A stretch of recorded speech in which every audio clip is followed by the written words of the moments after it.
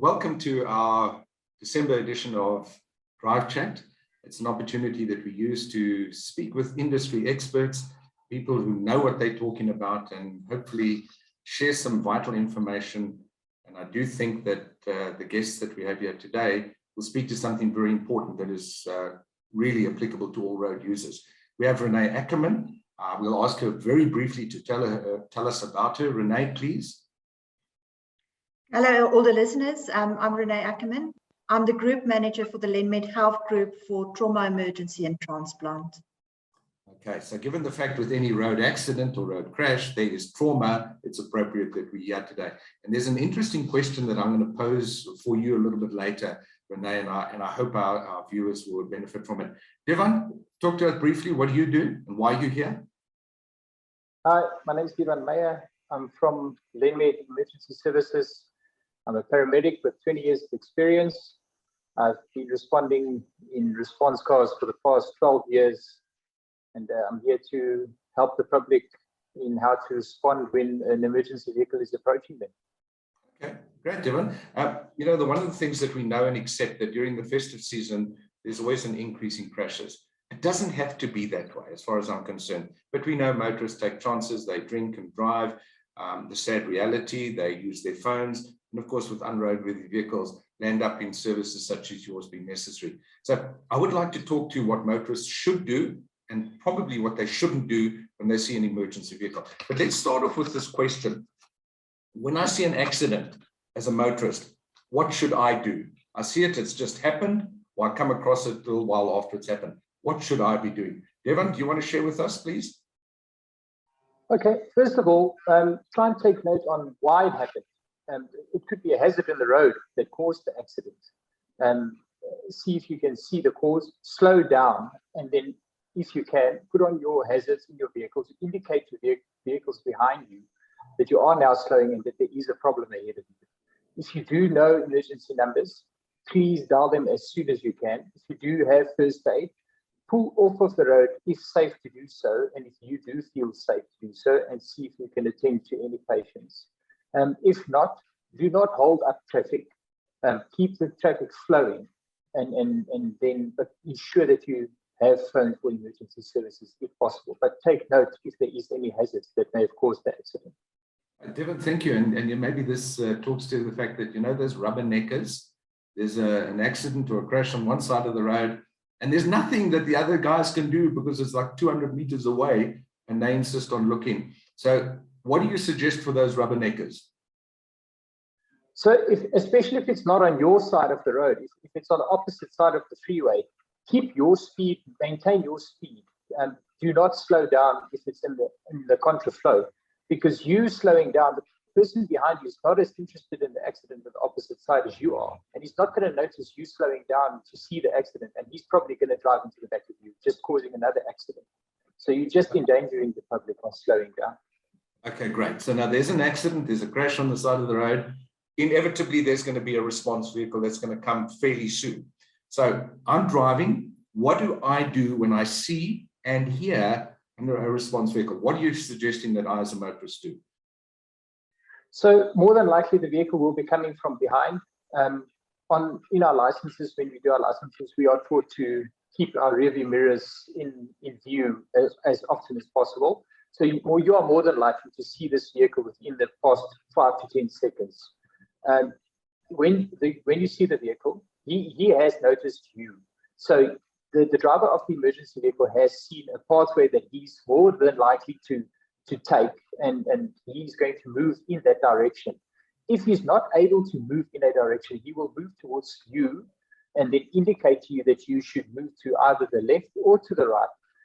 It depends on, obviously, on the road conditions. If the traffic's at a standstill, if there's 2 lanes, if possible, the people on the left and the people on the right, if both people can move a little bit to each side, the vehicle will move down the middle of those between those 2 vehicles, and that would be able to fit the emergency vehicle through. Great, thank you very much for that. So now let's just talk to it, because there's motorists, and I'm sure you'll agree with me, they hear the siren, they see the flashing lights, and they get a fright. So what is the safest way that they can move to be out of the way of your vehicle? So the first thing you shouldn't do is don't brake. Do not hit the brakes. Normally, these vehicles do approach you at quite a fairly higher speed than you are traveling at.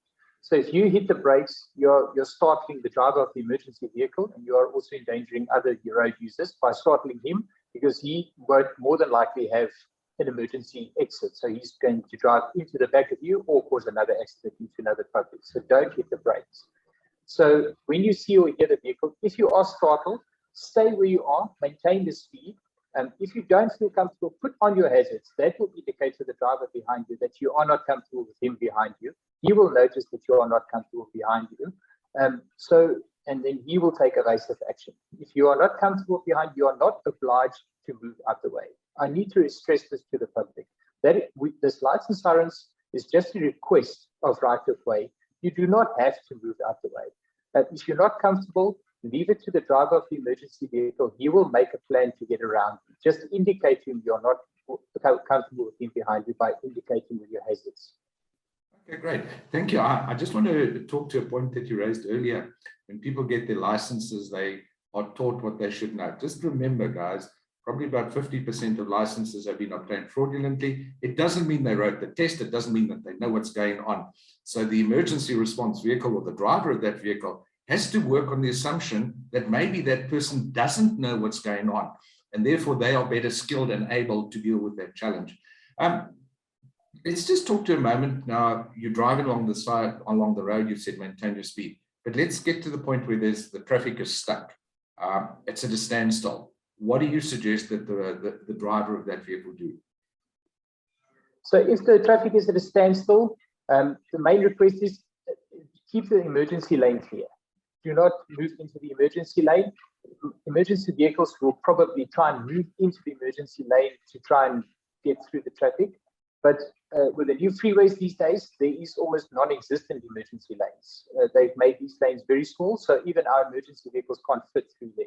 So we are likely to move through the normal lanes. So like I've explained earlier, in a multi-lane situation, I move on the line with the middle of my vehicle in order to force the vehicles to the left and the right. I try not to move one single lane because it's not always possible to move an entire lane into a direction. It's easier to move two lanes, a little bit to the left and a little bit to the right, rather than to try and move an entire lane a car's width.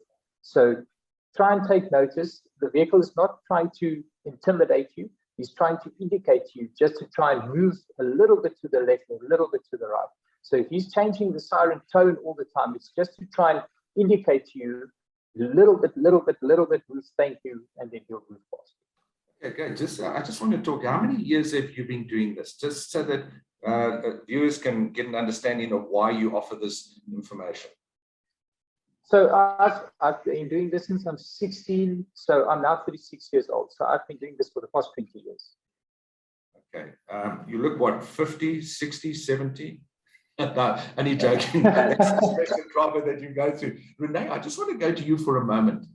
I know that in places or on the street, I've heard parents say to their children on occasion, hey, there's a policeman, you better be careful, I'm going to tell him to come and lock you up.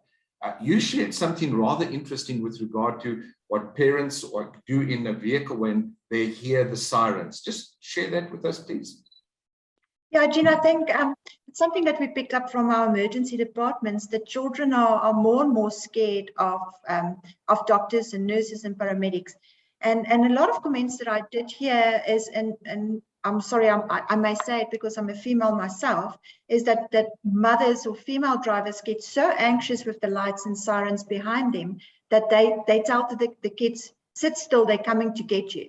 Be it a police vehicle or an emergency service vehicle, because they don't know and don't have the confidence to know how to react in the situation. And I want to please ask all adults, all drivers of vehicles, please do not scare your kids. Don't tell them they're coming to get you. We want kids to trust our police service. We want kids to trust the emergency service. We want kids to know the emergency service number and not be scared to phone in the case of an emergency, because they might just be the only one there with an unconscious adult. And the last thing we want is that they're coming to get me. So please, please create a safe environment and say, listen, somebody's in need. The heroes are coming. Let's all sit still and see how they react and make our emergency services heroes. Rene, while we're talking about that subject, please, there's something that's pretty dear to my heart. The fact is that people travel with their children unrestrained. Just please, what advice can you offer there? Please, there's one sentence: buckle up. I think, there's so many now not-for-profit organizations where you can make a donation and go and get a car seat.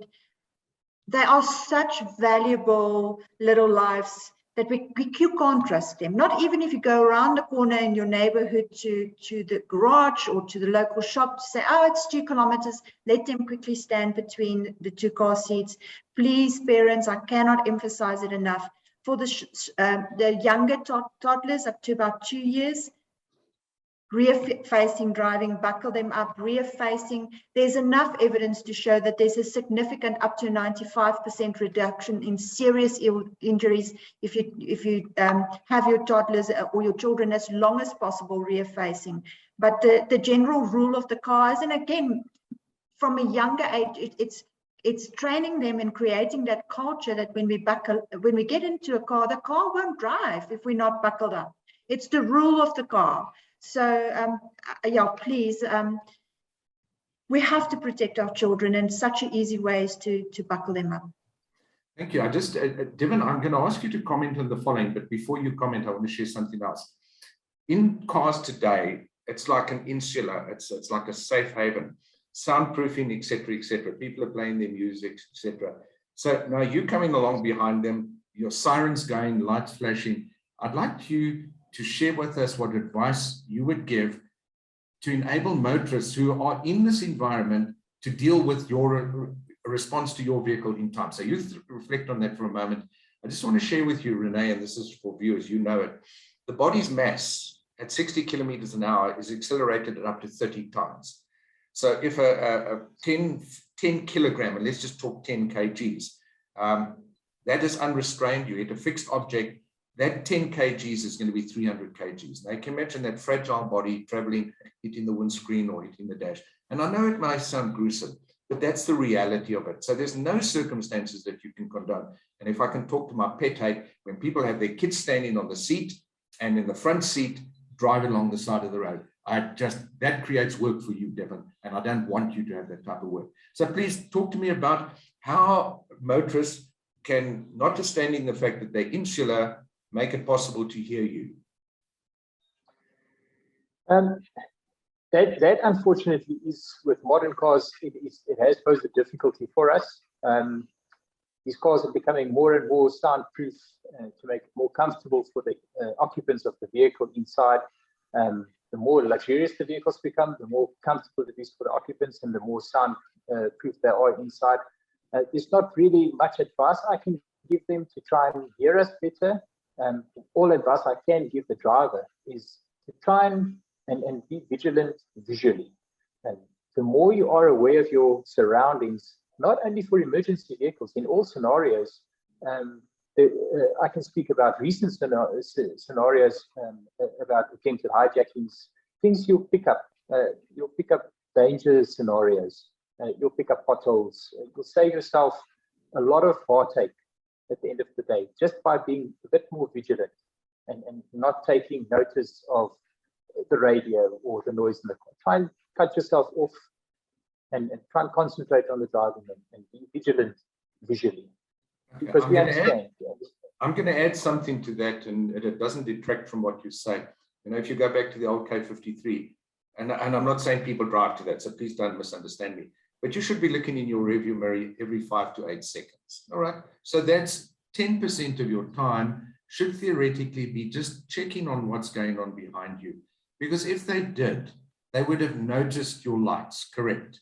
They would have seen the red light flashing over there.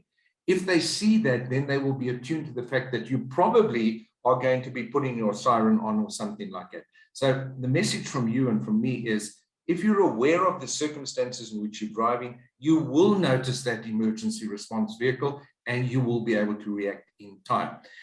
Can I just talk to one of the points, and you mentioned it very briefly just now. So I'm driving along and I see the emergency response vehicle. Why shouldn't I speed up to get out of your way? So if you speed up, I've already, like I've mentioned earlier, when I'm approaching traffic from behind, I take notice of certain gaps. So when I take notice of these gaps, it's either a route I'm going to take, and I take into account an emergency route. So if things go wrong, where I can take evasive action where I don't endanger public, so that I can take the evasive action to only involve myself to get out of danger's way for public safety. And by speeding up, you're endangering yourself, you're endangering other public, and you're taking away my evasive actions. You're closing my window of opportunity to protect the public, if it makes sense what I'm saying. So you're closing my safety gaps. So if you're speeding up, all I'm going to do is I'm going to end up slowing down. I'm going to end up not going to try and follow you through. I'm going to wait for you to take your action. And that delays my time to get to the patient, that delays treatment for the patient, and at the end of the day, that delays patient treatment in hospital. Thank you, Divan. I'm just going to summarize what you've shared with me, and then I'd like you to, both of you, to give me a parting comment for viewers. Firstly, pay attention on the road when you're driving, all right? If you're driving and you notice an emergency response vehicle, allow that person who's driving that vehicle to dictate to you what action you should take. And typically, if there's a 2-lane, you're going to be wanting to go through them. The other point is that keep the emergency lane free at all times. Don't think you're doing the driver a favor by pulling into that lane, because you're just creating a hazard for them to deal with. The other thing is, if you're stationary, please also be aware of the fact that the vehicle is there. And if you're going to move over to either side, giving you a gap through the center. Don't speed up, keep your speed, and don't rubberneck. Is that a fair assessment of the advice that you would give everybody? That's a fair assessment, I would say. Okay. That's a fair assessment. Rene, let's start with you. Final parting words. I think, Eugene, if I can say to the viewers, please don't have the idea of it will never happen to me. And I'm speaking about safety within the vehicle. That's the last thought that you should ever have. Driving that 2 kilometers, it will take 30 seconds to up to a minute to put your child in a car seat, but it's a lifetime of tears if you don't do so. So let's enjoy the festive season and really just buckle up, make sure you're safe. Thank you very much. Divan, parting words? Don't drink and drive, and don't be fatigued. Get enough rest if you're going to take the long road. Yeah, thank you very much for that, because it's part of my parting message as well. A fatigued driver is just as dangerous, in fact, 4 times more dangerous than a drunk driver. So let's not do that. Take regular rests. Please don't be distracted while you're driving. So don't engage with the cell phone. And here's a mantra that we at MasterDrive had: drive nice, it's contagious. So on that parting message, thank you for being here. I hope you will disseminate this wide and all, and it will certainly go on to our database to share with everyone. And wishing you a safe festive season. Divan, I hope you have no crashes to respond to, 0, because then both Rene and I will be very happy. Let's hope. Take care, guys. Talk to you later. Bye-bye. Bye. Bye.